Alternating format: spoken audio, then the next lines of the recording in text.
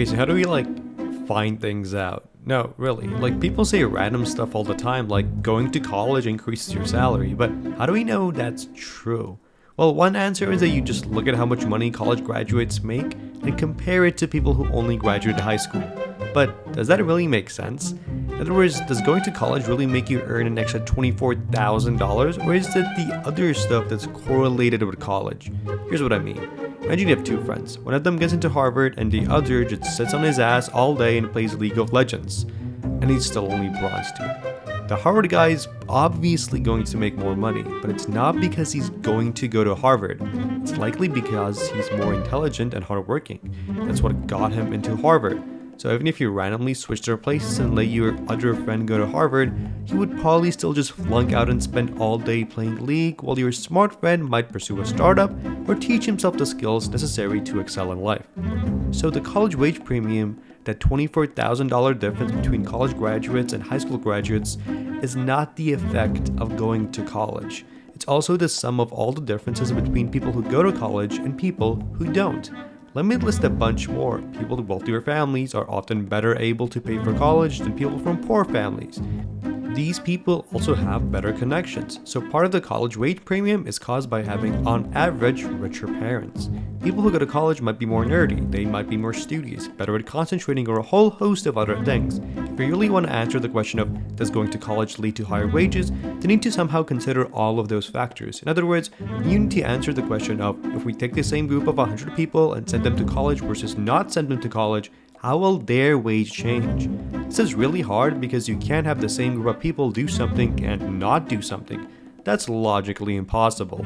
So you have to try and get a close proxy. You take a random group of 1,000 people and send half of them to college and don't let the other half go. You hope that different attributes such as intelligence, familial wealth, and conscientiousness are roughly equal between the two groups. You then take a look at the wage difference between these two groups of 500 people, and that's going to be pretty close to the causal effect of a college education on wages. But that's also really hard. It's hard because human beings are not test subjects and lab rats. They're not going to stand up and just do whatever you tell them to. So we instead have to try and rely on imperfect statistical studies where people try and find groups of people with similar characteristics who chose and didn't choose to go to college.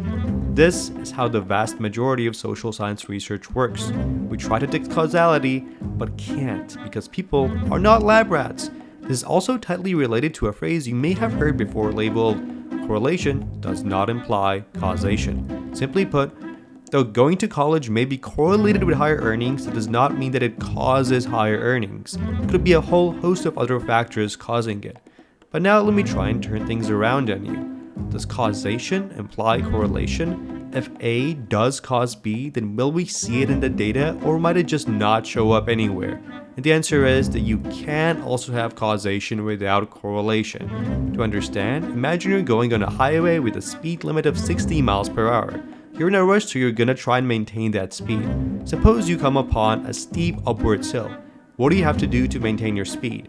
Step on the gas, right? So you step on the gas and maintain 60 miles per hour. Then you start going down the hill. Now what? Well, if you want to stay at 60 miles per hour, then you'll have to step on the brakes. You keep going like this, occasionally alternating between the gas and brakes, but maintaining a constant speed of 60 miles per hour. Then a rogue economist comes and looks at the data. What he observes is that you always travel at 60 miles per hour, regardless of whether you step on the gas or the brakes. He concludes that neither stepping on the gas or the brakes actually affects the speed of the vehicle. Pretty stupid, right? Because we do know that stepping on the gas makes you go faster. But this same problem comes up everywhere. Some people have pointed out that countries that locked down during COVID had worse outcomes than those which didn't. But that neglects to mention that they locked down because they were doing terrible. Everything here is intermingled in one giant web of causality, and knowing what causes what is often borderline impossible. This video was made possible with help from the University of Georgia, bringing quality education to Georgia and beyond.